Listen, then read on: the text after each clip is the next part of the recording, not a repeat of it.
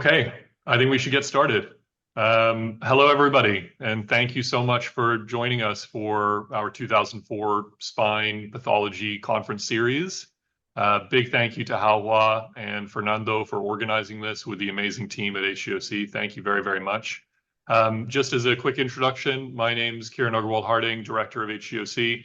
It's really a pleasure to put together these conferences, and welcome. So I'll hand it over to Fernando and Hawa from there. Welcome, everyone. Thank you for coming in. It was actually really exciting to see all the registrations that we got from folks from all over the world. And we're really excited today to present this topic on cervical myelopathy with a highlight of cervical myelopathy cases from Mexico. So here is the pre-conference survey. Hopefully you guys have filled this survey out before the start of the conference. If you haven't already, you can fill it out now. There's also a WhatsApp group that you guys can all join. Here's the link and the QR code. And today's course agenda, so we have two parts of this course today and next Saturday. But we want to discuss two things: challenges to early diagnosis for cervical myelopathy, as well as the anterior approach. And next Saturday, we'll focus on the posterior approach. So the most important part of today's talk is, while using Zoom, we want to make sure that your captions are properly configured, because this is going to be a bilingual conference. I know a good portion of you who are signed on to the conference are Spanish speaking. The other portion, you may be English speaking or maybe of another language. If you wouldn't mind, in the show captions area, to put your speaking language and your caption language to the language that you want to read the captions in. You will be able to then read and follow along with the presentations given in multiple languages. And if you have any questions about the captions or your captions are not working, feel free to message us in this chat. How about if you want, I'll say in Spanish as well for those who don't speak English. Hola a todos, bienvenidos. Un placer tenerlos en este segundo webinar de columna. Es muy importante que puedan habilitar la modalidad de traducción en Zoom. Para ello hay que ir a la parte inferior en la barra y en donde dice más, seleccionamos posteriormente el link de traducción. Se habilita, como podemos ver en pantalla, y hay que seleccionar, para los que hablamos únicamente en español, seleccionamos nuestro idioma, que sería español, y el idioma de la traducción, que sería también en español. Y de esta manera van a poder ver subtítulos. Cuando los profesores hablen en inglés, va a poder aparecer los subtítulos en español. All right, perfect. So our course chair is Dr. Kieran Agarwal Harding, and we just want to give Kieran a huge thank you for helping us coordinate from the HGOC standpoint. Our moderators today will be Dr. Carrillo and myself. I'm Hawa from UC Irvine, the director of the Global Spine Research Initiative here. Y hola a todos, me presento, soy el doctor Fernando Carrillo Villaseñor, soy residente de ortopedia de El Marqués Querétaro en México. Un placer tenerlos acá. I also want to give a big shout out and thank you to the HGOC and the SONA organizing team, as well as to our case presenters, Dr. Martinez, Dr. Vargas, and Dr. Villegas. And then for our faculty, we have faculty from both Mexico and from the US. From the Mexico side, we have Dr. Sosa and Dr. Perez. And we're really excited also to have faculty from the US, Dr. Pittman, Dr. Anato Krishnan, and Dr. Fogel for joining us as well for these cases. And then here's our agenda for today. And Fernando, feel free to take it away. Perfecto. Voy a compartir mi pantalla.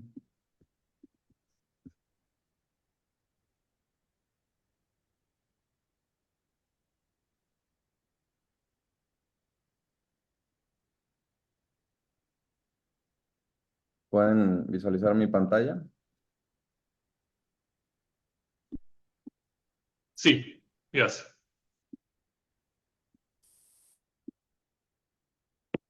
Perfecto. Bueno, buenos días nuevamente. Es un placer estar con ustedes en este segundo congreso de columna virtual en colaboración con Harvard Global Orthopedics Collaborative. Y bueno, en esta ocasión hablaremos de mielopatía cervical degenerativa. Mi nombre es Fernando Carrillo Villaseñor. Y bueno, como una breve introducción, hablaremos de qué es la mielopatía cervical degenerativa. Es una enfermedad de la columna cervical neurodegenerativa con una progresión insidiosa y es la primera causa de disfunción de la médula espinal a nivel mundial. Por diferentes causas vamos a tener compresión por elementos dinámicos y estáticos que finalmente en su fisiopatología vamos a tener una isquemia de la médula espinal. Afortunadamente existen técnicas quirúrgicas efectivas para la descompresión oportuna de la médula espinal, que no solamente puede evitar la progresión de la enfermedad, sino que incluso tenemos cierta mejoría neurológica, como podemos ver en, en varios estudios, tanto nacionales como internacionales, donde se ha descrito mejoría por lo menos de 1 a 2 niveles de estadios de Nuric una vez se hace una descompresión correcta.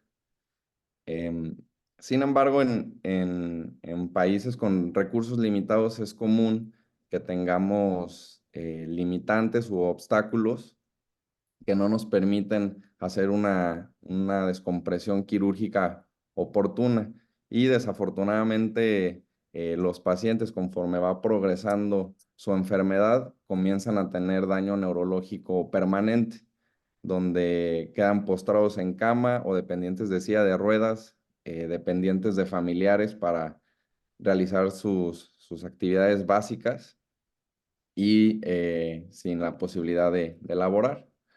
Podemos ver ya descrito los 3 momentos de retraso en la atención quirúrgica descritos en Lancet Commission of Global Surgery, donde podemos ver los 3 principales puntos de retraso en la atención quirúrgica, que es, número 1, factores relacionados al paciente. Número 2, retrasos relacionados a llegar al hospital donde se puede ofrecer el tratamiento quirúrgico y finalmente retrasos en recibir el tratamiento quirúrgico en sí. Entonces, en nuestros pacientes con mielopatía cervical en México, Latinoamérica y muchos lugares del mundo, el diagnóstico oportuno es frecuentemente un obstáculo debido a las variaciones en la clínica. Es frecuente que en primer nivel de contacto no se diagnostique esta enfermedad o se confunda con uno de sus muchos diagnósticos diferenciales. Posteriormente, una vez que se identifica la enfermedad o se tiene la sospecha clínica, el navegar el sistema de salud puede llevar mucho tiempo, incluso hay veces que no se tiene cirujano de columna o un hospital que haga cirugías de columna en un mismo estado, se tiene que enviar a otro estado, etcétera. En el segundo punto de retraso, importante para los pacientes con mielopatía cervical, es llegar a esa unidad donde sí hay cirujano de columna y sí se opera columna cervical, pero por diferentes obstáculos el paciente no llega a su cirugía, o sea, se queda en un seguimiento ambulatorio, un seguimiento en la consulta externa y su fecha de programación no llega y eso nos genera más retrasos. Y finalmente están los retrasos relacionados a las limitaciones en presupuesto, limitaciones en espacios quirúrgicos o en los implantes necesarios para poder ofrecer un tratamiento quirúrgico oportuno. En la siguiente revisión de la bibliografía mexicana de los artículos publicados de mielopatía cervical degenerativa, en los últimos 20 años identifiqué los siguientes 7 estudios donde describen el estadio NURIC o el estadio de la Asociación Japonesa de Ortopedia Modificada, que describen el estadio de la mielopatía degenerativa prequirúrgico.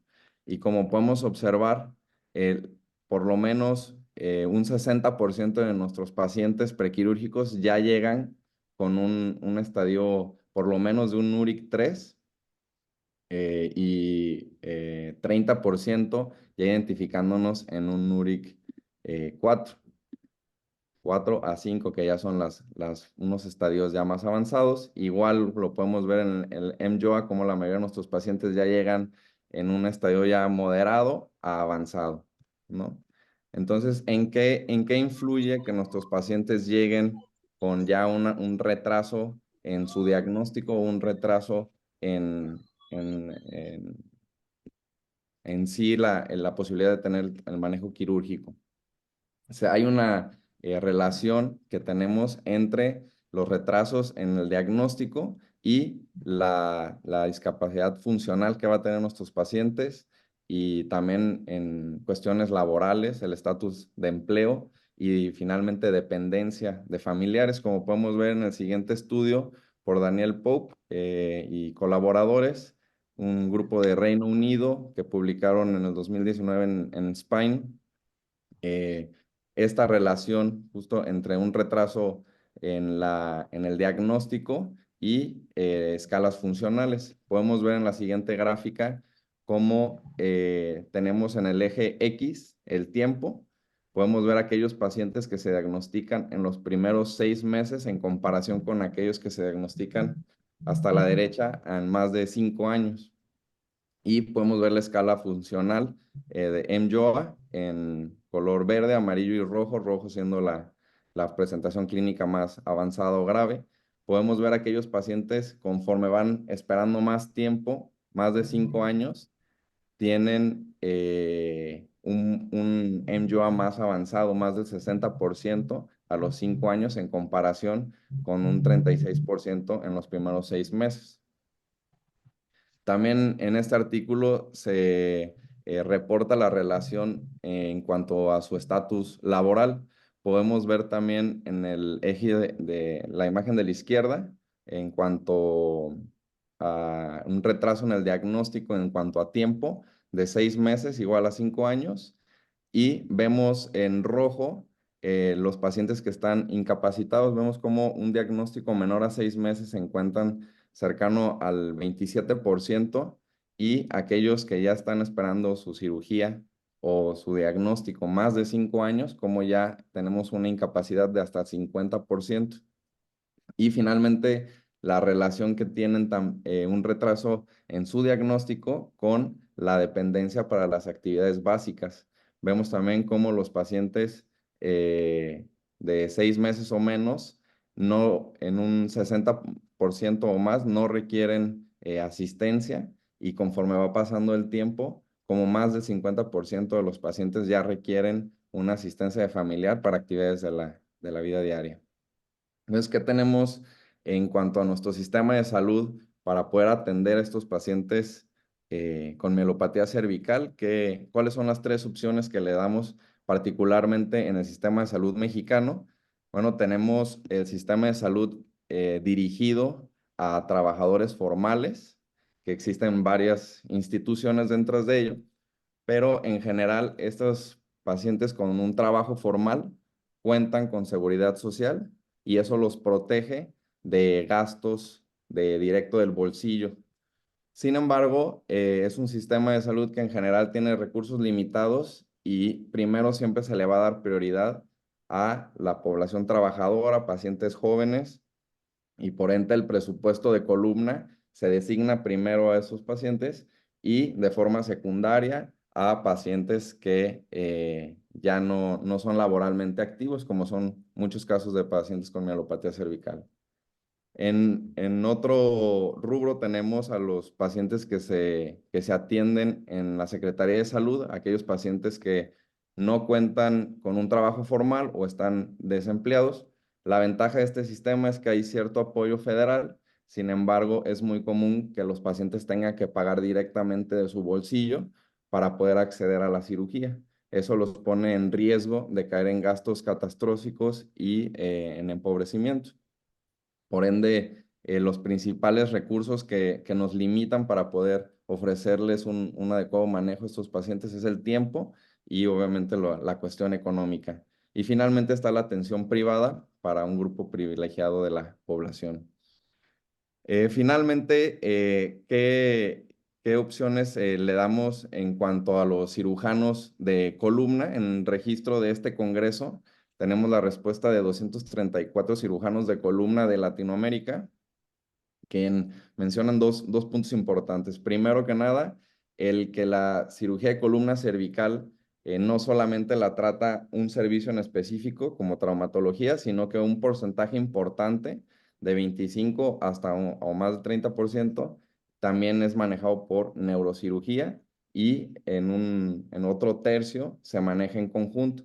Es importante también homologar las técnicas quirúrgicas y colaborar entre los servicios quirúrgicos para poder ofrecer los mejores tratamientos a nuestros pacientes. Y finalmente, tenemos en la gráfica de la izquierda los procedimientos que frecuentemente realizan los cirujanos de columna en Latinoamérica y la disponibilidad de recursos para hacerlo. Podemos ver en rojo los que son de vía anterior, que nos enfocaremos en esta plática, siendo nuestro caballo de batalla, la disectomía y fusión cervical anterior, que es la que la mayoría de los cirujanos de columna tienen la disponibilidad de implantes para realizar el procedimiento, y un porcentaje menor, un 45% de los cirujanos de columna que se registraron tenían la capacidad de hacer una corpectomía, ya sea con cajas telescopadas o con placas anteriores. Entonces, también por eso en este congreso nos vamos a enfocar a escuchar la experiencia de cirujanos de columna que están en un tercer nivel de atención o hospitales de referencia, que ya sea tanto en Monterrey, Guadalajara o Ciudad de México, que nos pueden orientar en diferentes técnicas quirúrgicas más avanzadas y cómo se puede resolver la mielopatía cervical anterior, perdón, por vía anterior.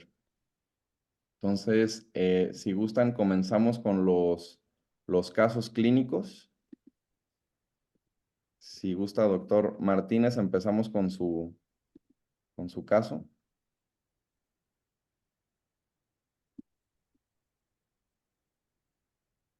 Cuando tenga la oportunidad, ya está habilitado para que pueda compartir su pantalla. Gracias.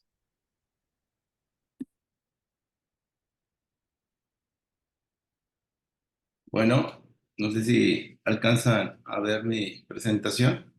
Todo bien, doctor.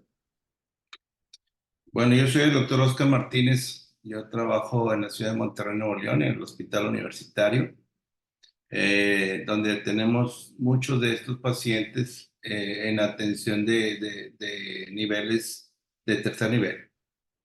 Tenemos una enseñanza a todos aquellos residentes que les interesa la cirugía de columna. Tenemos un fellowship en curso. Ya tenemos 5 años haciendo partícipe de los residentes de cualquier área de México para que lleguen al hospital a esta educación.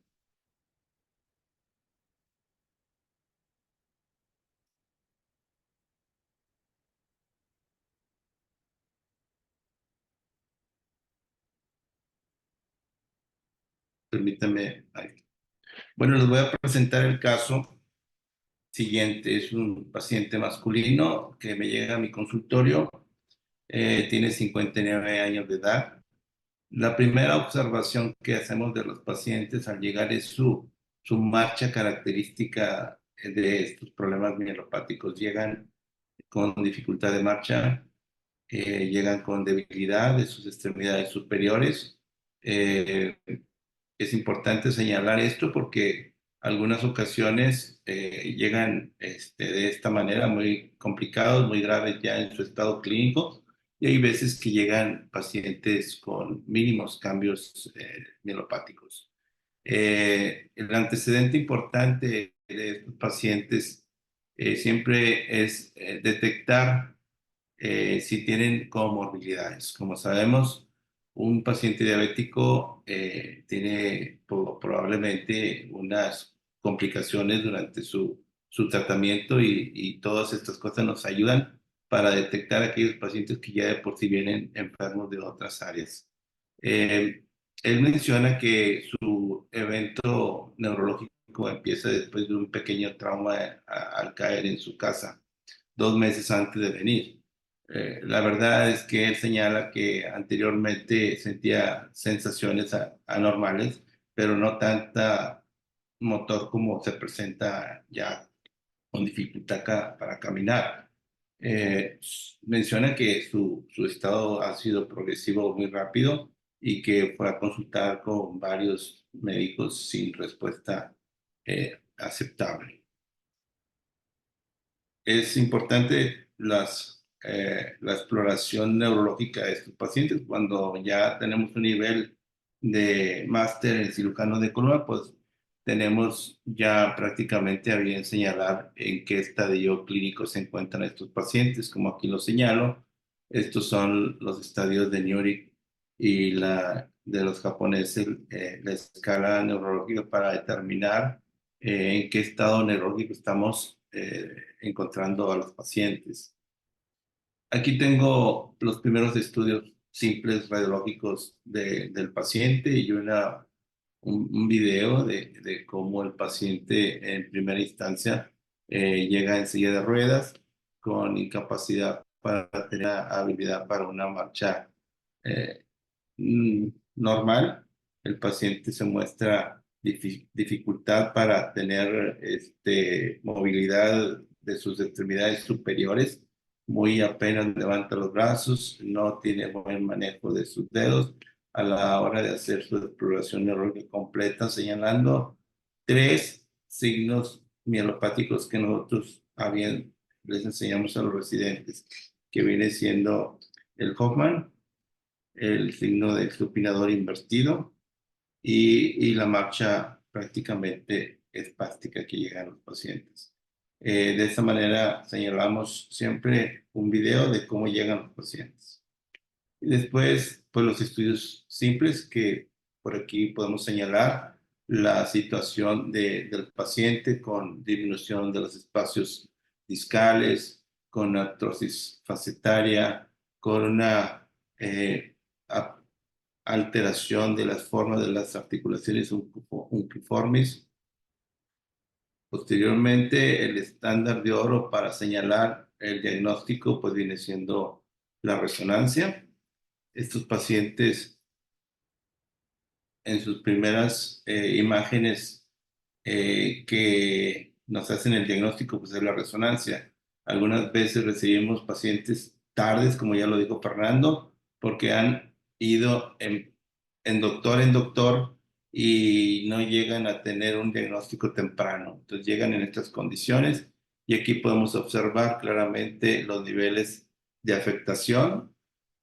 Aquí tenemos el nivel más apretado, más ocluido y pues señala prácticamente que está sufriendo de una estenosis cervical en un nivel C3, C4, C4, C5 y entonces tenemos a bien hacer ya una preparación para este paciente y tratar de descomprimirlo lo más pronto posible.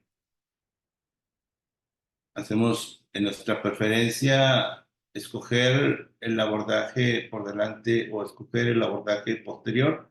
La mayoría de los pacientes llegamos a tener una idea de que por vía anterior las indicaciones las tenemos también bien señaladas, pero preferimos el abordaje anterior cuando tenemos un nivel.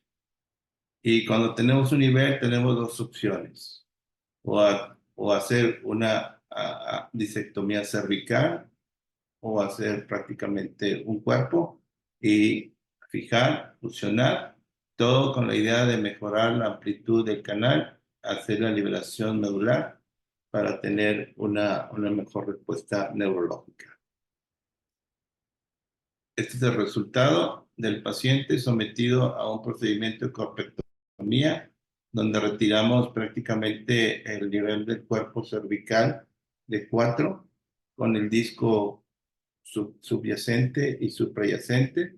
Estas son las imágenes de las primeras cuando se operó, el 22 de abril del 20, y posteriormente las del lado derecho de su pantalla, pues como ahí tenemos después de 2 años, vemos la subsidencia del cuerpo de arriba, en donde el tornillo superior de la placa se ve diferente, pero el paciente clínicamente no tiene ningún problema y el paciente llega después de ya de 3 años de cirugía con esta marcha un poquito mejor, una mejora de su situación neurológica. Él menciona que ya puede tener actividades de casa de la vida diaria, como comer, bañarse, estar, incluso ya tiene capacidad de manejar vehículo y señala que está muy contento a pesar de tener el implante del tornillo se le movilizó, pero el paciente está en una situación mejor desde el punto de vista neurológico. Esto es el resultado después de la cirugía y ahorita todavía lo seguimos viendo y es un paciente ya retirado, pero tiene muy buena función neurológica, que el objetivo principal de estas cirugías. Este es el caso, Fernando. Dr. Martinez, thank you so much for presenting that. That's a really dramatic improvement for that patient. So job well done. I want to turn it over to the US faculty, and we'll start with Dr. Ananta Krishnan. Before we get into the specifics of the case and the technical aspects, Dr. Ananta Krishnan, I was just curious about what your take is on your indications for cervical myelopathy and what you use to grade patients. Dr. Martinez had brought up the Newark grade and the MJOA, and I just want to get your perspective on how you treat or diagnose your patients. Yeah, thanks, Hawa, and thanks, Dr. Martinez. That was a very interesting case, and as Hawa mentioned, really a really dramatic improvement, and some good follow-up. Certainly, I think our approach at Emory and my personal approach has been very similar, using the Newark scale, using the MJOA scale, also really trying to dive deep into how the patients are affected. I really enjoyed that article as well. And I did think the interesting thing about diagnosis often for us is that the patient comes to us as surgeons quite late. And so I think some of a delay in diagnosis is actually related to the vague symptoms that are associated with myelopathy and the fact that the GPs or any other practitioners, providers that are seeing the patient are not really aware of what the symptoms of myelopathy are. So sometimes they've gone down these other rabbit holes. I could see how maybe that patient might have had a shoulder evaluation, gone to physical therapy, and then a lot of time passes. And as we know, the delay in diagnosis really can affect the outcome. So, I mean, I don't know if you want me to talk, Dr. Wu, about the nuances of the approach, but yeah, I think very, very similar to what Dr. Martinez has already presented. Yeah, no, absolutely. No, thanks so much for giving that perspective. And Dr. Martinez, if you wouldn't mind putting your slides back up. And then also, Dr. Pittman, I want to get you involved as well. I was curious about what your thoughts were about a case like this. You know, clearly someone with severe cervical myelopathy. How do you go about treatment planning for a patient like this?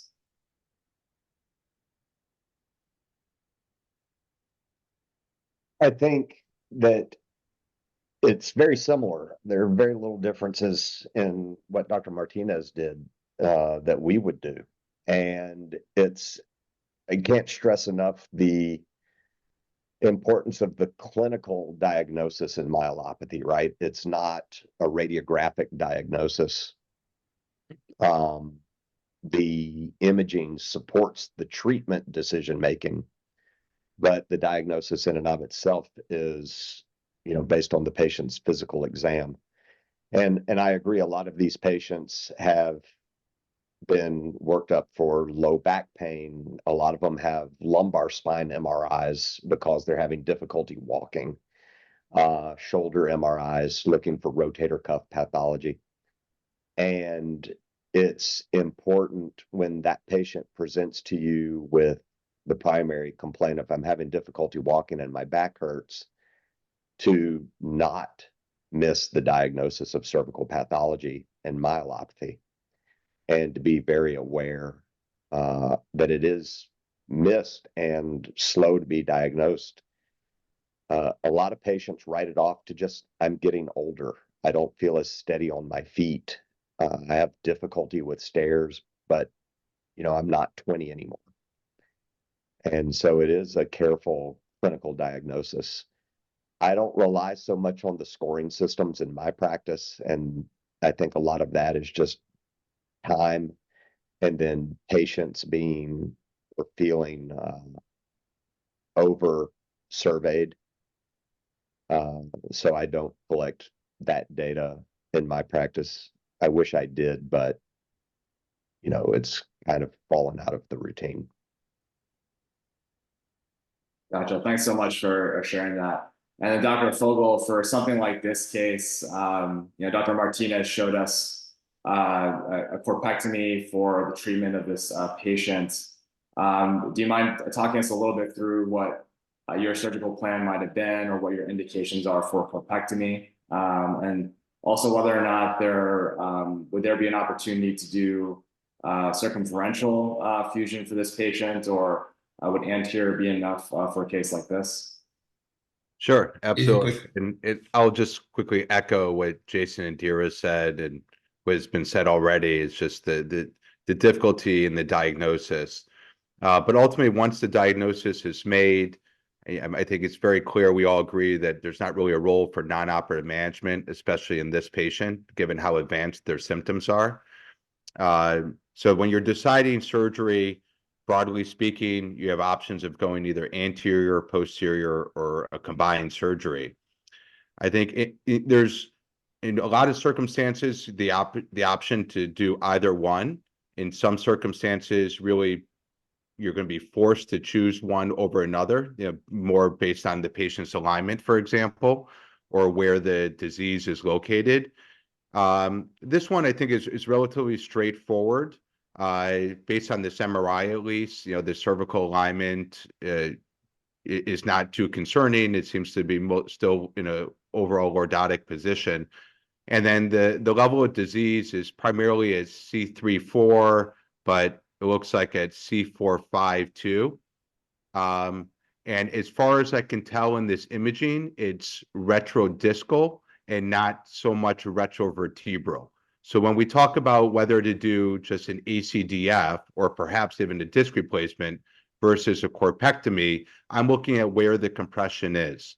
So if it's mostly at or entirely at the disc level, then I think you're fine doing an ACDF, or in a less degenerative patient, a disc replacement.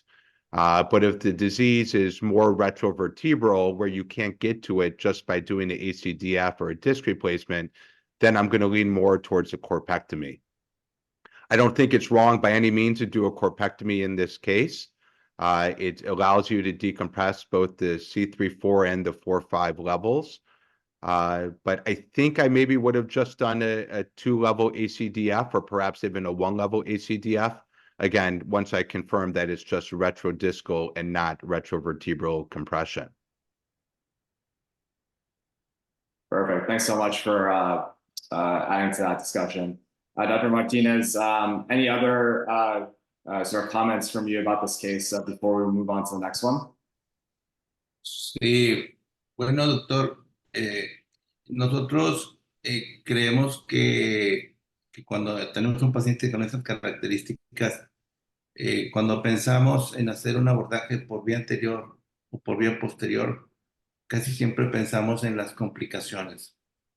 Nosotros estamos enterados que hay predictores de complicaciones preoperatorias. Es un paciente de 80 años, diabético, con una valoración anestésica mayor de 3. Pensamos en esas complicaciones, pero cuando es un nivel y podemos hacer una cirugía rápida usando equipo indispensable para evitar el sangrado, que es una de las complicaciones más temidas de la corpectomía. Tenemos ya un buen nivel de experiencia que con un nivel no nos asustamos tanto con con esos datos preoperatorios. Paciente de 80 años, diabético, con una comorbilidad agregada, son más difíciles, pero aún así lo seguimos haciendo. Las cages de titanio pues han dado una muy buena, adecuada alineación en cuanto a un cuerpo. En mi hospital tenemos un banco de tejido óseo.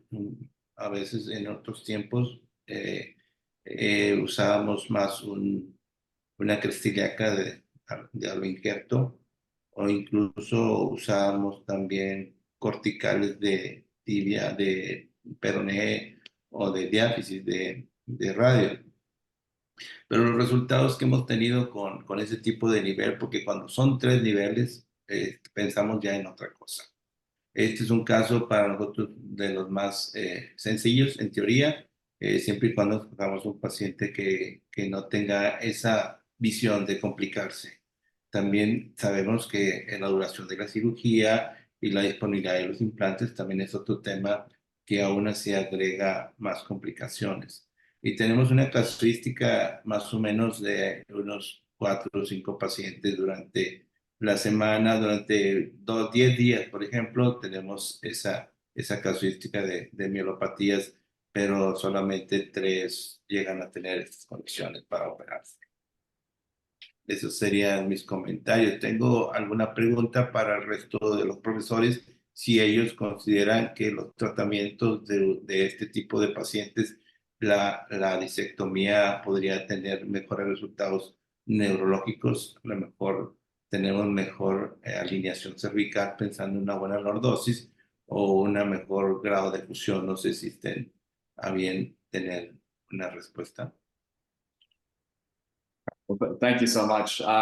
Let's have our next presenter pull up their slides. And while we're waiting, I know Dr. Pittman, Dr. Nathakrishnan, you guys had your hands up. Dr. Pittman? I think the conversation between ACDF and corpectomy, not only can it be the anatomy and the indication, but I think also cost can factor into that conversation depending on where you're at. So a corpectomy cage like the Syn cage or Syn mesh may very well be much less expensive and more readily available than interbody cages without the associated issues from allograft as well. And when you do a corpectomy, the amount of autograft that becomes available is pretty significant. So that's another factor I think that will play in a lot of people's decision making. Absolutely.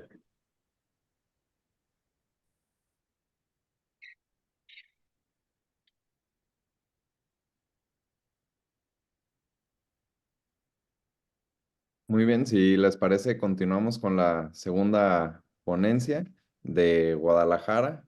El doctor Enrique Vargas nos va a exponer también un caso de vía anterior. Adelante, doctor, cuando esté listo.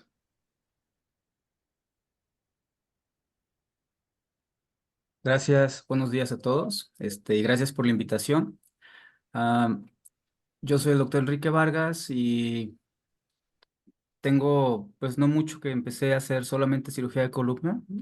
Tengo 10 años que terminé entrenamiento en cirugía de trauma y ortopedia y después hice un par porque en nuestro entrenamiento llevamos algo de cirugía de columna, pero uno no sale preparado, ¿no? Y siempre hay que estar bien entrenados para responder y tener herramientas, que es lo más importante, como por ejemplo en estos casos, que uno debe tener capacidad de abordar al paciente quirúrgicamente desde varias, approaches, anterior, posterior.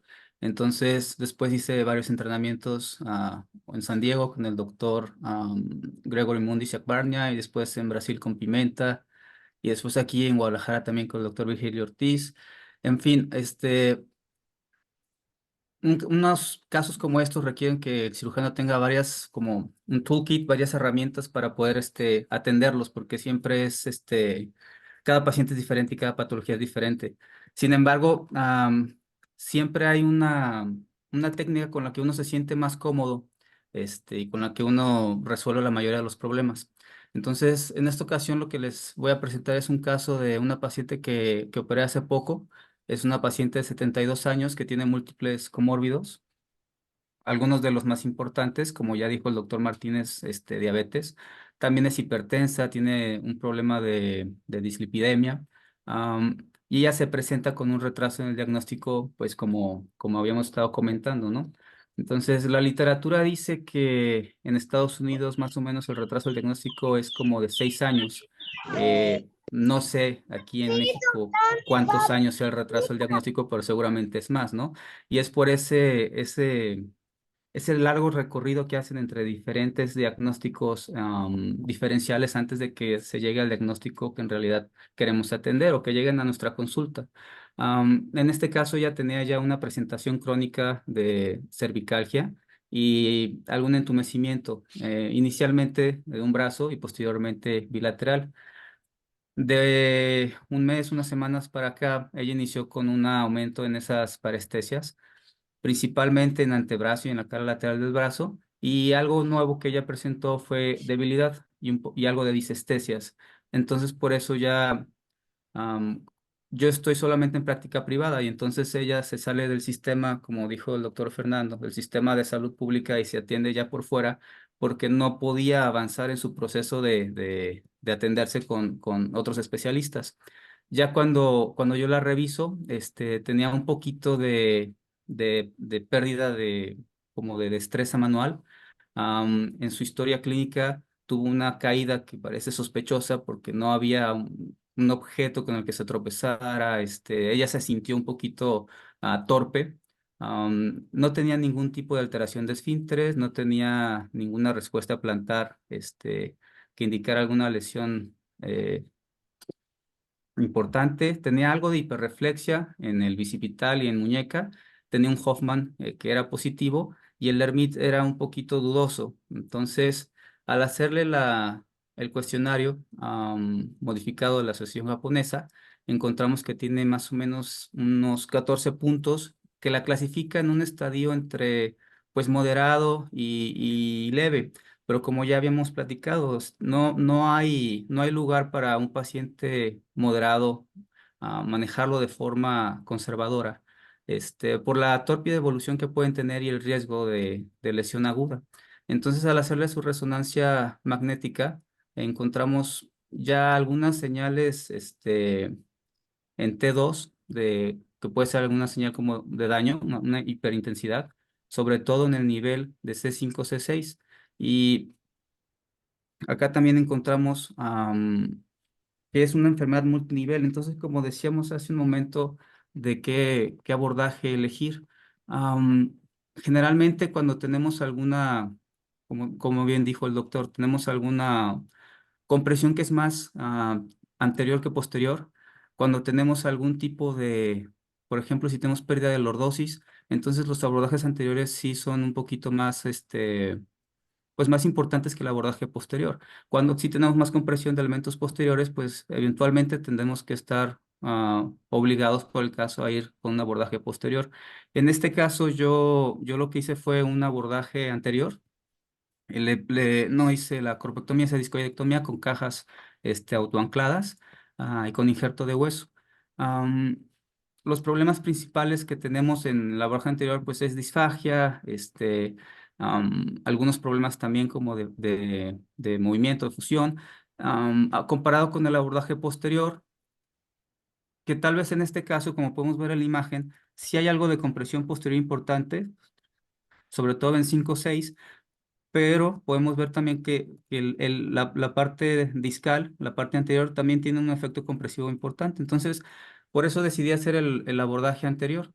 Algo que también y bien lo dijo el doctor Martínez, algo que también me desanima del abordaje posterior en este caso sería la presencia de diabetes, ¿no? Sobre todo para la herida quirúrgica. La otra opción la otra punto a favor de la anterior sería que yo también tengo mucha más experiencia con el abordaje anterior que el posterior. O más que experiencia, me siento más cómodo y he tenido buenos resultados con ese tipo de abordaje. Sin embargo, el abordaje posterior está comprobado que también es sumamente efectivo para dar una buena descompresión y también tener buenos resultados a largo plazo en todos los pacientes que tienen la criteria.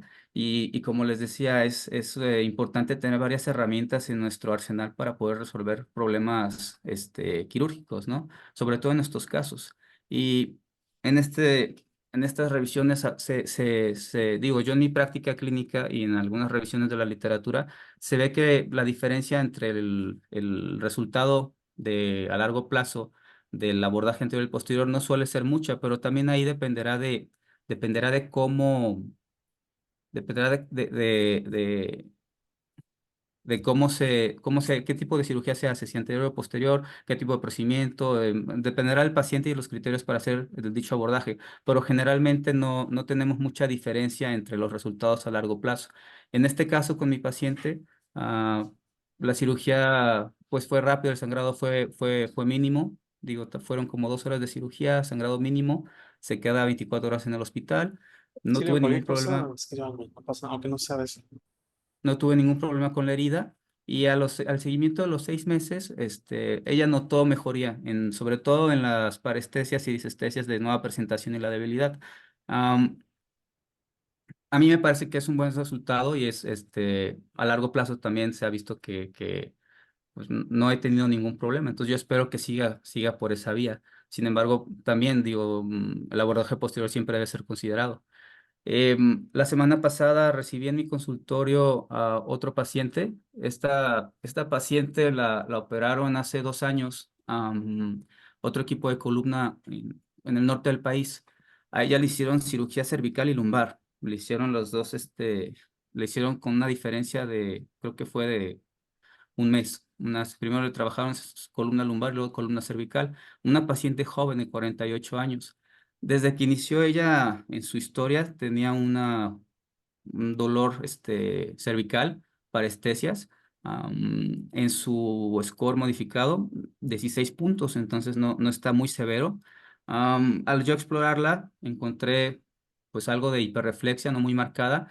Sin embargo, como ya está trabajada su columna cervical, le hice un estudio de electromiografía y salió con algunas alteraciones leves. Entonces, este caso no lo he trabajado, no lo he operado, pero aquí tengo los estudios y se me hizo interesante aprovechar la oportunidad para mostrárselos, porque es un caso que si pueden ver, yo no veo mucha compresión posterior. Entonces, es un caso que probablemente tenga que ser manejado con corpectomía, como mostró el doctor Oscar Martínez. Entonces, casos así, pues me parece interesante y también es muy importante tener en tu kit de herramientas cómo solucionarlo, ¿no? Entonces, ya sea con la ICDF, con la corpectomía, con abordaje posterior, siempre hay que estar preparados para recibir todo tipo de casos. Si haré lo mismo, si haré lo mismo después con los pacientes que me vayan llegando, si voy a atenderlos todos igual, pues no, porque hace unos meses regresé de Alemania de hacer entrenamiento en endoscopía y he notado que hay poca revisión de literatura, pero se ha ido publicando, existen varios artículos a favor del uso endoscópico de la descompresión cervical posterior. Inclusive un colega de Noruega está a punto de presentar su serie de casos de un estudio, un study group de allá, donde tienen 50 casos que trataron con pura descompresión posterior, con aparentemente buenos resultados. Lo van a publicar en julio. Entonces, me parece muy interesante tener todavía más herramientas para solucionar este tipo de casos. Y en este caso, la endoscopía, pues parece que tiene resultados promisorios, ¿no? Y pues gracias por escucharme y ahí está mi correo electrónico y la cuenta de Instagram para cualquier contacto. No sé si hay preguntas. That's fantastic. Thank you so much, Dr. Vargas, for showing those two cases. If you wouldn't mind going back to case one, you brought up a lot of very interesting discussion points and some great literature as well. And I'll have Dr. Ananta Krishnan again kick us off here. Just wanted to hear your thoughts about a case like this. I know Dr. Vargas had showed that he had done an anterior approach, multi-level ACDF. Would you have done the same thing? Is there ever a situation if there are too many levels where you think about going posterior? Or as Dr. Vargas had mentioned, he was concerned about the patient being diabetic. Is that also consideration that you have when looking at these patients? Yeah, thanks. Thanks for presenting both of these cases, Dr. Vargas. I didn't see any plain films. I might have missed them, but I do think both of these cases bring up the point about making the diagnosis of radiculopathy superimposed upon myelopathy, and the level of stenosis. And also in general, in my practice, I tried to basically figure out which levels are causing what's my diagnosis, which levels are causing the problem, and what's the minimum amount of surgery I can do to address the problem. So for me, as I understood it, this patient had myelopathy, and this is C5-6 as I'm looking at it, and this is the worst centrally stenotic as well as foraminally stenotic level. I don't know if that's the case, but that's as I understood the case. It is. And yeah, so and then with the diabetic and the other, is this the diabetic, the other comorbidity? Yes, it is. Yeah, I probably would have, and again, I'm not seeing the patient, but I probably would have just done a 1-level ACDF. I do think once you're starting to get into 3 levels, especially with a diabetic, you're asking now 6 surfaces to heal. And you have standalone devices. I don't know what type of graft you used. Jason mentioned corpectomy versus ACDF on the last one. I will still often use iliac crest bone graft also. So I might consider doing that. It obviously depends a little bit on the health of the patient. That increases the length of the surgery. You could also do a laminoplasty in this patient. Some of it also depends on the overall alignment. So, and I know we're supposed to be talking about posterior next week, but yeah, I might have done a little bit less. And what did you use for bone graft for this patient? I can have the matrix, bone matrix, and sometimes I have like a little trocar, and I learned this from Robert Islek in San Diego. When you take a little piece of bone from the iliac crest and just put it in the cage, and I think that helps a lot with the fusion. Okay. Yeah. Okay. Yeah. I don't know if I think I answered your question, Howell. Yeah, no, that's fantastic. And again, yeah, that's why I think something like this is very interesting to discuss. And also more towards the second case, Dr. Vargas, were you for that second case, if I'm understanding correctly, the articles that you had mentioned at the very end were talking about endoscopic posterior. So you're saying that this is something that you would consider for the second case as well? I think the second case I will go with the corpectomy. And I like we were saying, the myelopathy is not that clear because she has like borderline scores and symptoms, but I think if she will get there at some point because how she is behaving clinically. But I think with her, also because of the kyphotic spine, I will need to do the corpectomy to correct the alignment. But I don't know what the panel thinks. Yeah, and I'll have Dr. Pittman jump in here, and because he also has experience with endoscopy, so he has like the I think a requisite background to kind of give his point of view on this. And this is a more and more common case, right? Where somebody has a single level surgery as a relatively young patient. In this case, she's collapsed around that ACDF. Now, if you do the corpectomy, are you planning on backing her up posteriorly, since it'll be a 2 vertebral body or a 3-level corpectomy? I will have to go posteriorly, yes. Also because she has a level underneath also worked. She has a cage as well. So yeah, I'll have to go posterior as well. And, on the side of endoscopy, it's over the next 5 years, we're just going to see its indications grow and grow. It's a very exciting time to be involved with that aspect of spine surgery. And this is one, if she, you could potentially consider in somebody this age just a unilateral foraminotomy. But before you venture into cord level endoscopic surgery, you better be very confident in the lumbar spine and in your surgical techniques. But I think it's going to be exciting to see how it moves forward as providing non-fusion options to patients, especially in the revision setting. If she's not grossly myelopathic at this point and it's just kind of a unilateral radiculopathy, that's definitely an option moving forward. Yeah, I think probably she at first would had been a great candidate for endoscopy.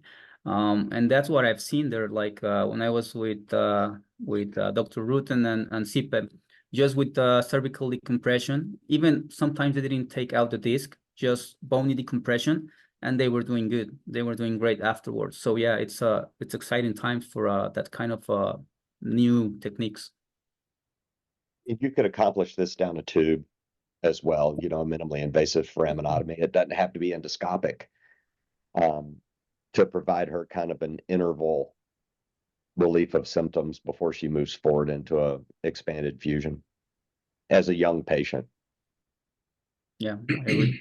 Absolutely. And then I want to also get Dr. Fogel involved in this conversation too. And this question is more focused on revision.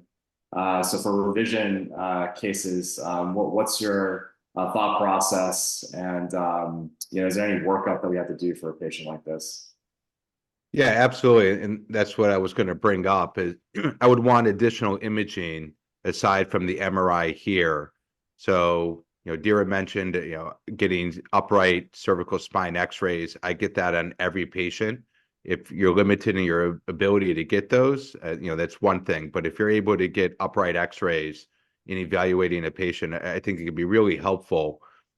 A lot of times when these patients get MRIs, they're laying supine and there can be a pillow behind their head and it can change their overall alignment of their spine. They can give you a false impression of what the right alignment or correct alignment is. So that's why I think upright x-rays are very, very helpful. And then also in this patient with prior surgery, I'd be interested in getting a CT scan to see if there's a non-union at that level where they had a prior fusion. So, I think additional imaging, if able to be obtained, is going to be beneficial to you in your workup. Yeah, this patient's imaging and diagnosis sounds, it's a little unclear, right? When I look at that axial MRI, I don't see cord compression. There's still spinal fluid behind the spinal cord. So the fact that the patient may have myelopathy is a little confusing to me. Just because I don't see spinal cord compression, but I certainly recognize that it's often not clear on what the cause of the symptoms are. So I think I would just want to do more of a workup in this patient before offering them another surgery, especially if it may end up being a corpectomy. Yeah, I don't want to operate her, but yeah, I sent her for dynamic MRI. I have that option now, so I want to see how this behaves, and yeah, CT scan to see how fusion is. It's important to know. Right. And can I just add one other thing for Dr. Vargas, for the first case you presented and the decision-making process, when weighing which surgical approach to do, it's the same thing for all of us in America. If you showed that case to 5 spine surgeons in America, as we often joke, you would get 6 different opinions. And that's just because there's so many different ways you could approach this. And deciding based on the patient's alignment, based on their age, based on their comorbidities, and also based on the surgeon's comfort level with either an anterior or a posterior approach. I think you would get multiple different options, and I think what you did is certainly reasonable. You're the one seeing the patient, deciding what levels to operate on. But again, I think there's other options, such as a posterior laminoplasty, that could have been a good option for that patient. But I think every point you brought up it was very accurate, and it's very much the same thing that we go through when making a clinical decision. Absolutely. Well, thank you so much, Dr. Vargas. We'll pull up our last presentation for the day. And while we're waiting for our third presenter, I just want to, it looks like there's some folks that are posting some questions in Q&A. So we'll try and get to that as the presentations progress.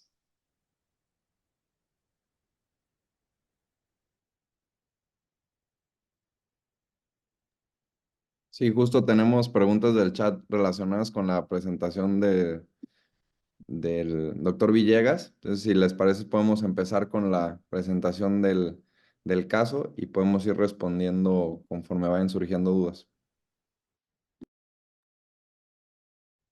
Ok, muchas gracias. Buenos días, muchas gracias por la invitación. Vamos a presentar un caso de una amiopatía cervical degenerativa con el twist de una estenosis tándem a nivel lumbar. Entonces, no tengo ningún conflicto de interés para esta plática. Este es nuestro equipo del Hospital de Traumatología de Lomas Verdes, donde yo principalmente me desenvuelvo.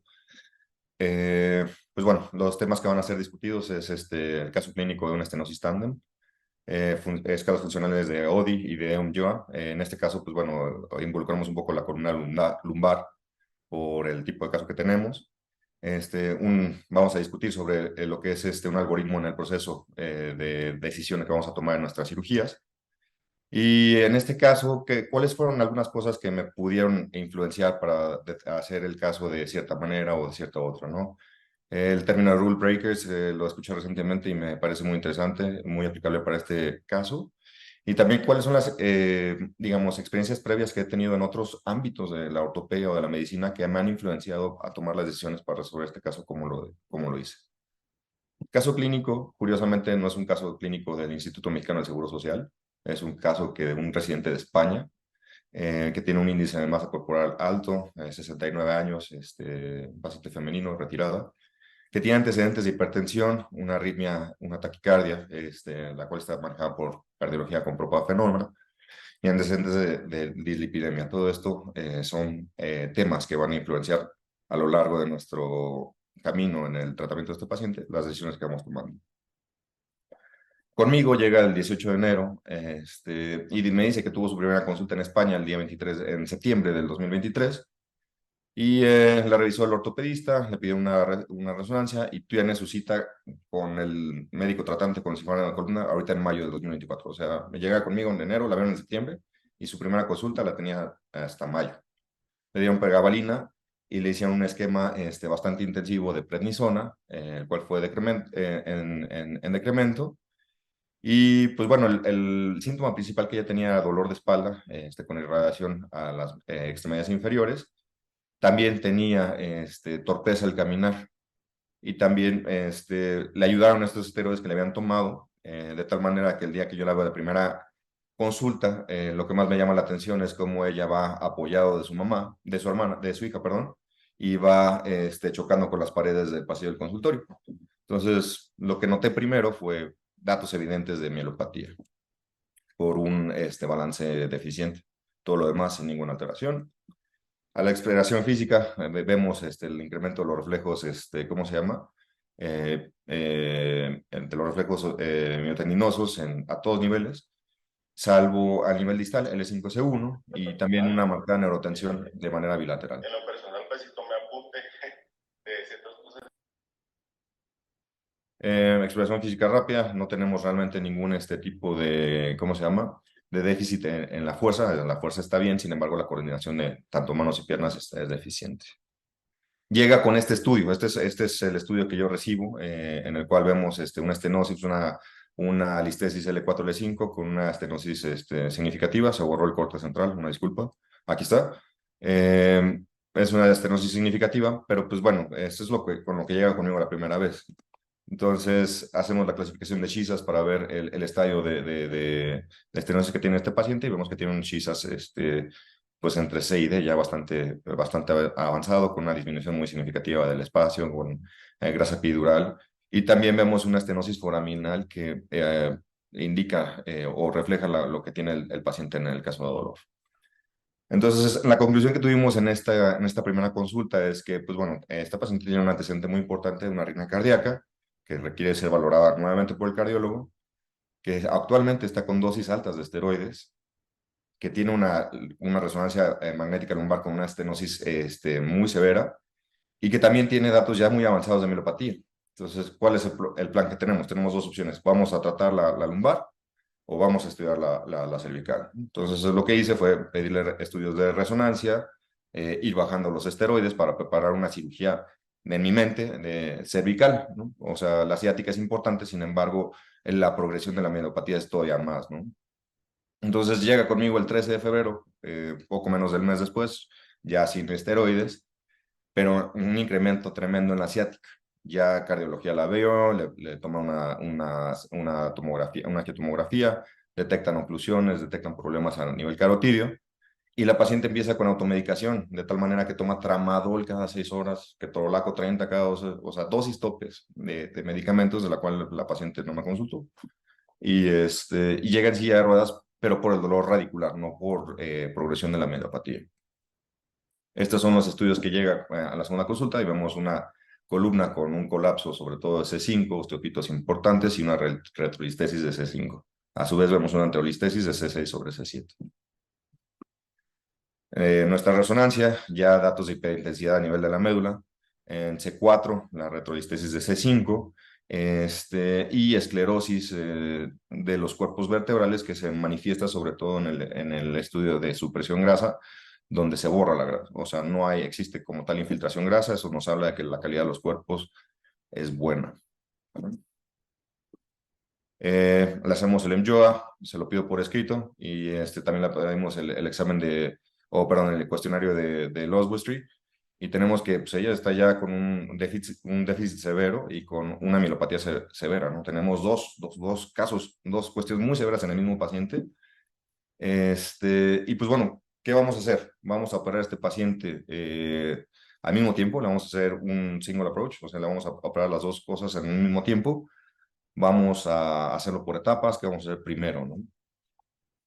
Entonces, la bibliografía nos apunta a que realmente no hay un consenso como tal. O sea, el hacer una cirugía simultánea en un paciente mayor de 69 años que tenga una cirugía de más de 3 horas y un sangrado total de 400, pues vamos a tener factores de riesgo para que este paciente nos vaya mal. Este es un paciente que llega a un consultorio privado donde va a pagar cada una de las cosas que le vamos a hacer. Y también tenemos que considerar la estancia hospitalaria, etcétera. O sea, es un caso complicado porque tenemos que englobar y tratar de hacer lo mejor para este paciente, tanto médicamente como económicamente, ¿vale? Entonces, en este caso, el beneficio, hice cotizaciones de estancia hospitalaria calculada a 10 días por los dos procedimientos, que era más o menos como vamos a operar una semana, o bien podemos operar 3 semanas, un mes. Entonces, no había un beneficio para este paciente económico desde el punto de vista presupuestal. De manera segura o de seguridad como cirujano, prefiero dar un poco más de tiempo. Entonces, aquí es una pregunta retórica en la cual, pues bueno, en este punto de la historia de este paciente, ¿cuántos de ustedes se hubieran inclinado para operar primero la columna cervical, a pesar de que ya tenemos unas dosis altas de tramadol, dosis altas de ketorolaco por la ciática? O si se hubieran enfocado directo al problema lumbar de manera inicial. Entonces, existen varios algoritmos donde realmente todo nos muestra que la columna cervical debe tener una prioridad sobre la columna lumbar. En esta situación, pues bueno, una cirugía simultánea no me parece que sea la mejor opción para un paciente de 69 años con una arritmia cardíaca, y que vamos a tener que hacer 2 cirugías grandes, ¿no? O sea, una cirugía, la cervical, no es para un ICDF o no es para un nivel, eso es una cirugía que puede considerarse como mayor. Y la cirugía lumbar, pues bueno, es una cirugía que requiere una caja, ¿no? Entonces, paciente con comórbidos, con cirugías mayores, no creo que sea muy conveniente hacerlo en el mismo día, entonces hacer en etapas múltiples. Y todavía tenemos la interrogante, ¿no? ¿Qué primero? Lumbar, cervical. Cervical, lo estándar es operar primero lo cervical. Y pues tenemos ahí una ventanita de oportunidad si hacemos definimos que el paciente no tiene datos de neurona motora superior. Sin embargo, este paciente, el rule breaker para mí fue la automedicación y la desesperación que tenía este paciente, ¿no? O sea, aquí en México podemos darle nuestro WhatsApp a los pacientes y este es un mensaje de ella, me dice, estoy desesperada, el dolor de la pierna es insoportable, el dolor de la columna, no puedo tomar ya más medicamentos. Entonces, una vez que ya llega con la evaluación de cardiólogo, decidimos hacer primero lo que fue la columna lumbar, ¿no? Ahora, el gap entre cirugías, realmente no existe un consenso. En experiencias personales, en escoliosis muy severas, escoliosis neuromusculares, he tomado la decisión de hacer en 2 etapas. Esto influenciado por pacientes que he tratado al mismo tiempo poliptrauma, ¿no? Pacientes que tienen muchas situaciones iniciales y viene el fenómeno de second hit, el cual viene una desregulación, una alteración en la regulación sistémica, mecanismos contrarregulatorios. Entonces, esos son parámetros o estas son situaciones clínicas previas de pacientes que he tratado, los cuales me han orientado a tomar un tiempo entre cirugías, ¿no? Entonces, también se ha demostrado que a pesar de ser una columna cervical, una cirugía tal vez pequeña, existe un incremento de las interleucinas y un periodo de recuperación que requiere este paciente, ¿no? No hay consenso en columna cervical, sin embargo, en politrauma sí existe este timetable que me resulta interesante, donde después de las 3 semanas, tenemos un periodo de ventana a los 5 días, a los 10 días después de la primera agresión. En este caso, la primera agresión politrauma es un accidente. En caso de esto, la primera agresión es una cirugía mayor. Y pues bueno, tomé la decisión de esperar 3 semanas, vigilar la herida y ya después pasar a la columna cervical. Pregunté a varios compañeros, ¿no? Oye, ¿cuánto le das? No, pues yo lo opero en la misma semana. Le pregunté a otro, no, pues yo me espero 6 meses. Pero tenemos un paciente que tiene una mielopatía cervical degenerativa que tenemos que atender, ¿no? Otro ejemplo, un paciente que operamos, a las 4 semanas hacemos segundo tiempo sin ningún problema. O sea, no tuvimos mayor problema, no hubo problemas de infección. Y pues bueno, esto es lo que nosotros propusimos al paciente, ¿no? Le hicimos la cirugía en domingo, de una estancia hospitalaria de 4 días. Hicimos un TLIF L4, L5 y checamos cómo salieron los laboratorios, no requirió de cirugía. Y posteriormente le propusimos un mes, exactamente después, 4 semanas, una cirugía cervical, en la cual calculamos 3 días, que se quedara 3 semanas y después que estuviera con un collar cervical por algún tiempo para después regresarse a España a la brevedad. Este es el resultado del TLIF. A las 3 semanas, una caja, en fin, bastante estándar, ¿no? Para la consulta de seguimiento después de la columna lumbar, la paciente estaba disminuyendo sus dosis de tramadol, continuaba con pregabalina y con núcleo, ¿de acuerdo?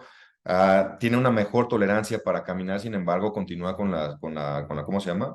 Con el desbalance, y también continúa con mucho adormecimiento de las manos y engatillamiento de la mano. Ahora sí nos enfocamos completamente a lo que es la columna cervical. Vemos que tenemos una columna hiposifótica con osteofitos cervicales anteriores bastante importantes y lo que más llama la atención es la retrolistesis de C5, ¿no? Que coincide con el estudio de resonancia.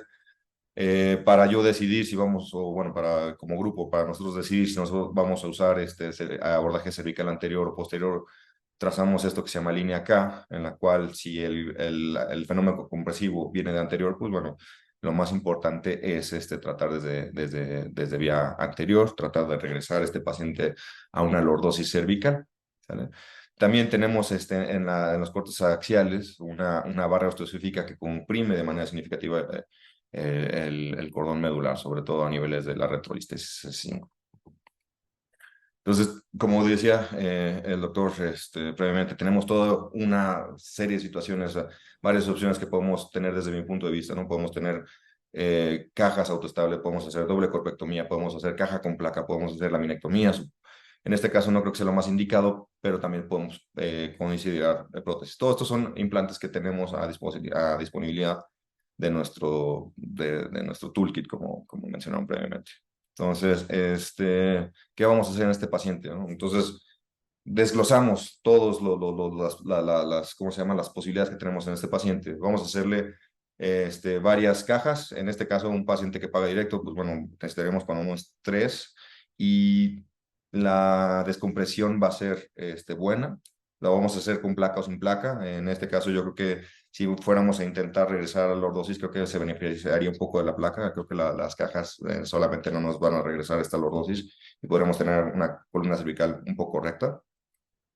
Vamos a hacerle desde vía anterior una múltiple corpectomía con un riesgo de hematoma o bien de aflojamiento del material de osteosíntesis y pues también agregar el costo de un abordaje posterior. Nos podemos arriesgar tal vez a una corpectomía de un solo nivel. ¿Será esto suficiente a largo plazo? Eso es algo a considerar, problema potencial. O nos vamos a ir a vía posterior, pero no vamos a arreglar el problema de cifosis cervical que tiene este paciente, ¿no? Entonces, en lo personal, no me gustan mucho las doble corpectomías, se me hace que son técnicamente difíciles, tienen alta tasa de fallo, tienen que complementarse desde mi punto de vista desde la vía posterior.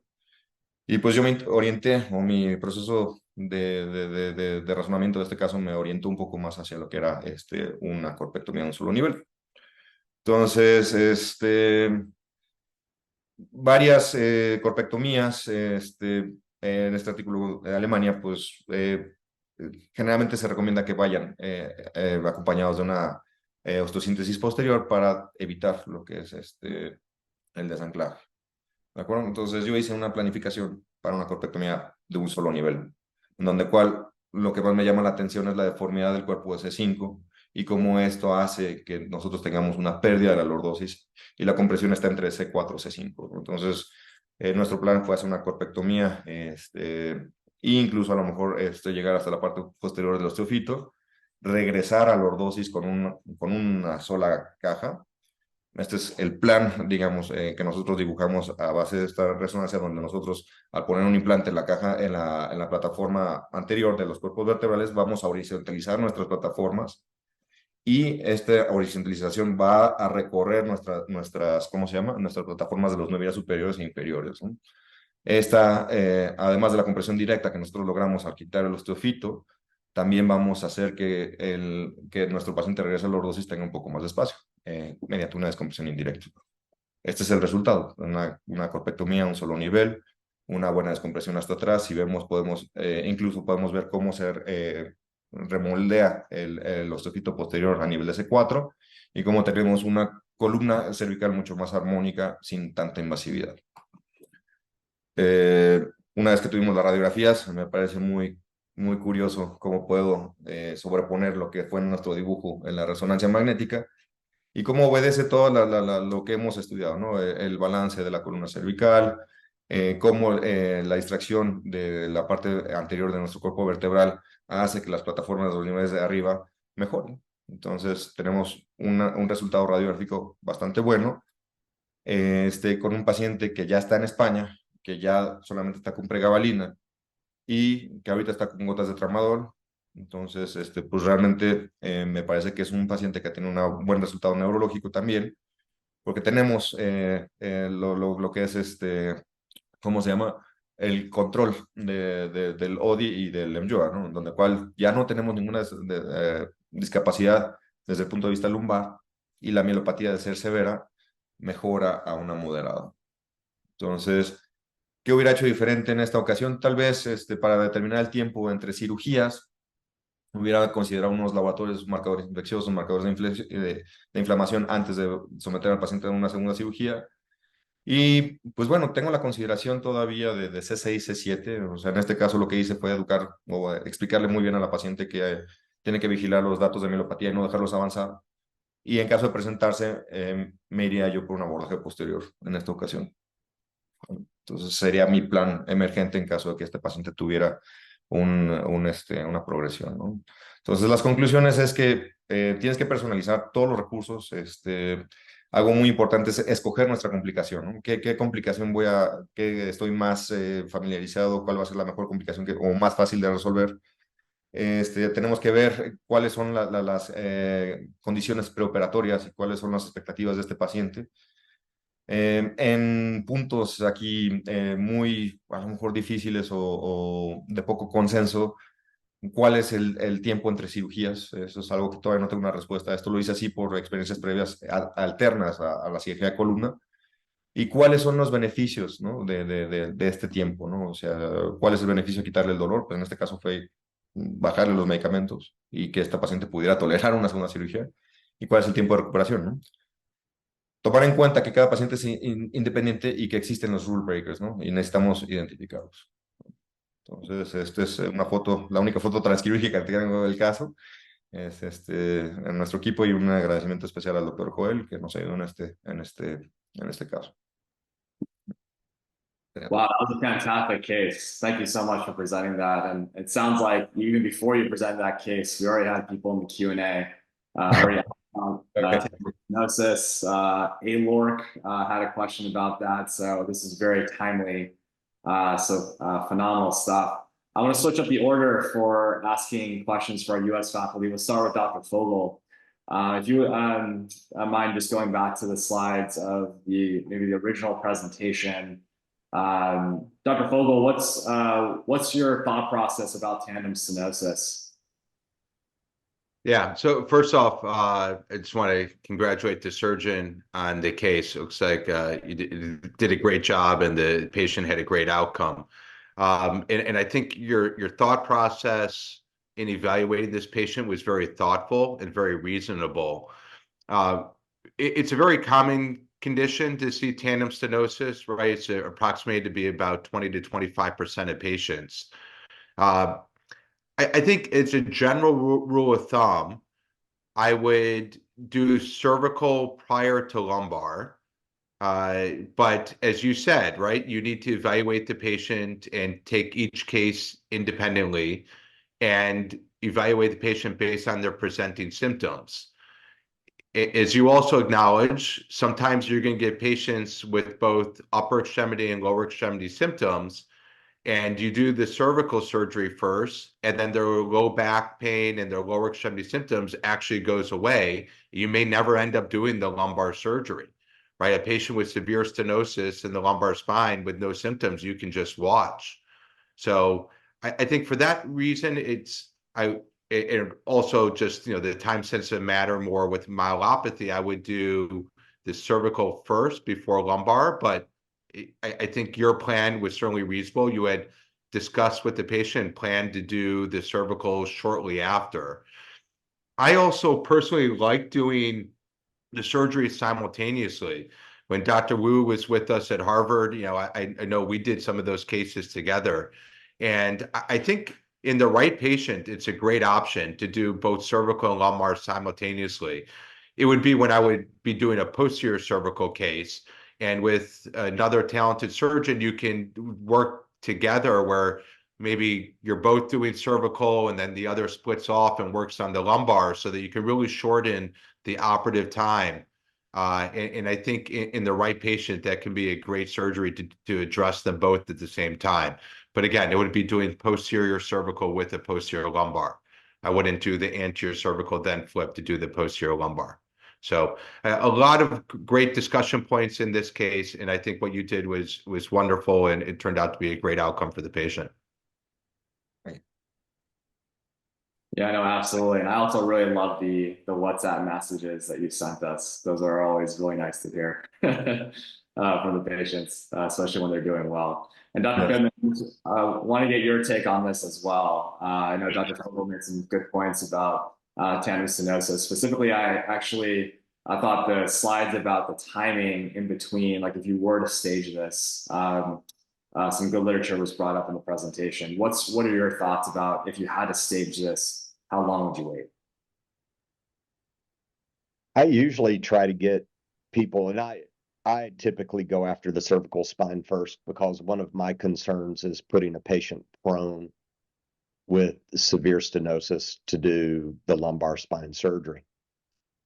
And not knowing what any changes in head and neck position may or may not do to their cord, depending on how long or big a lumbar surgery you're planning. I think a short surgery is far safer than a longer. But I normally try to get people 3 months out from their cervical surgery and see how they do, because I've noticed a lot of patients, once they see improvement, their balance, their gait improves, their low back symptoms often significantly improve as well.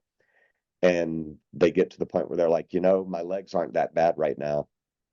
And usually either they never have the lumbar surgery or it's a couple years out before they feel their lumbar spine has progressed to the point of wanting something done.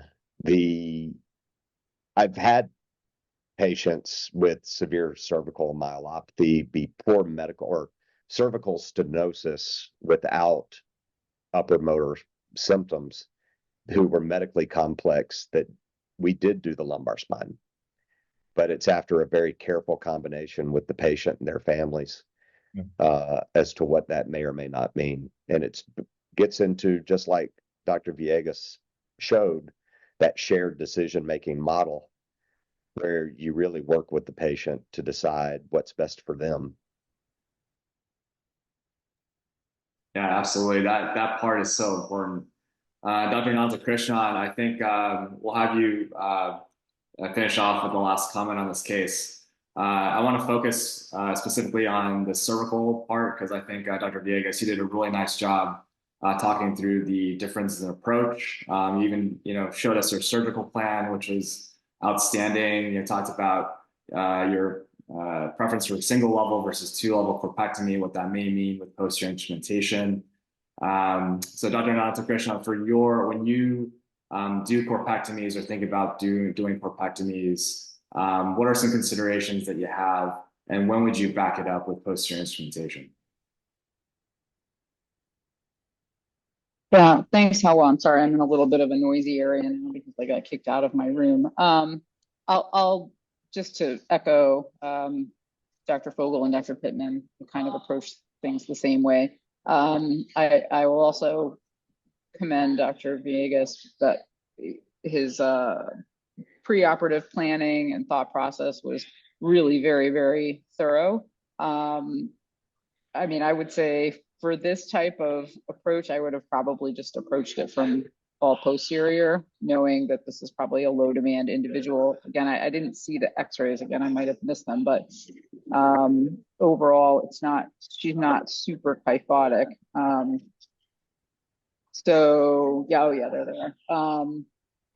Part of the reason I would say that I would do that is that I think that it's technically what you did was technically very difficult, and there's so much to unpack in this case, and even all of these cases about the technical aspects of doing these surgeries and doing them well. I think it's actually, this is an extremely difficult surgery that you did, and you managed to really, as far as I can tell, do an amazing job of the decompressing the most stenotic level. So sorry, I'm in a noisy area now, so I'm gonna have to leave it at that. But amazing job. Thank you. Yeah, no, this is a really nice case. Any last words about this case, Dr. Villegas? No. I would actually thank you for the observations. I would just like to say that I think that out of 100 patients with tandem stenosis, I would go cervical first, the cervical approach. But in this case, I think that the rule breakers were too much, and I don't think that personally that this radiculopathy would improve after the cervical decompression, the lumbar stenosis symptoms, basically. Yeah, no, that's a really good point. So we're right at the halfway mark in our second hour for the conference.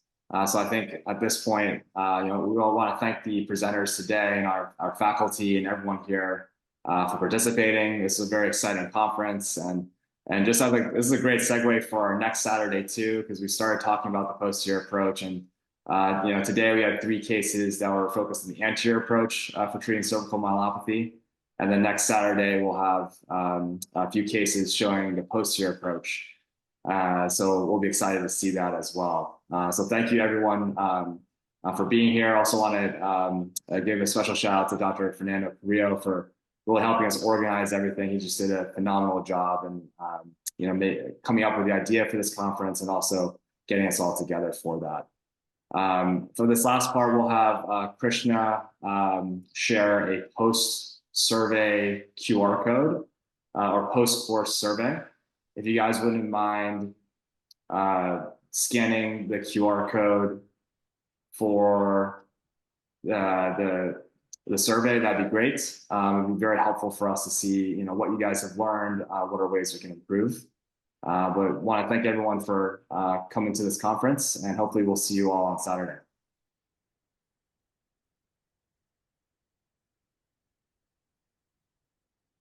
Thanks, everyone.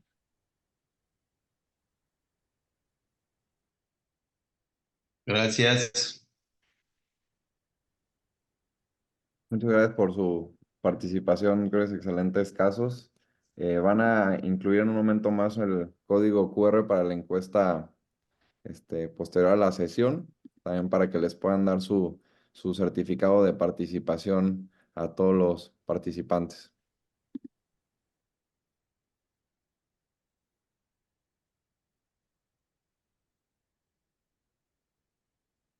If Krishna doesn't have it, I can share the slides. I'm just pulling them up right now. Am I not screen sharing right now? I can see your screen. Yeah, I can see them now. Sorry. Go ahead. Okay. So we should have both surveys. Thank you, everybody, for your participation. Fernando, Haohua, excellent job. Thank you to all the faculty. Really wonderful to hear these complex and difficult cases and to hear the conversation in both languages. Really appreciate it. Please, everybody, if you can, give us feedback on the course. We always try to make these courses better each year. So even each session, we'll try to make even the next session better. And so please join us again next week. Krishna, if you don't mind, can you just share the links directly into the chat as well so people can click on them? Yes, sounds good. Thank you all. See you next Gracias. week.